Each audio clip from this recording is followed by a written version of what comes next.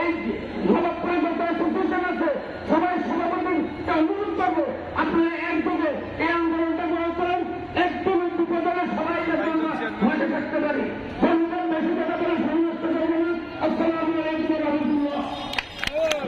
সম্মানিত সদস্যবৃন্দ,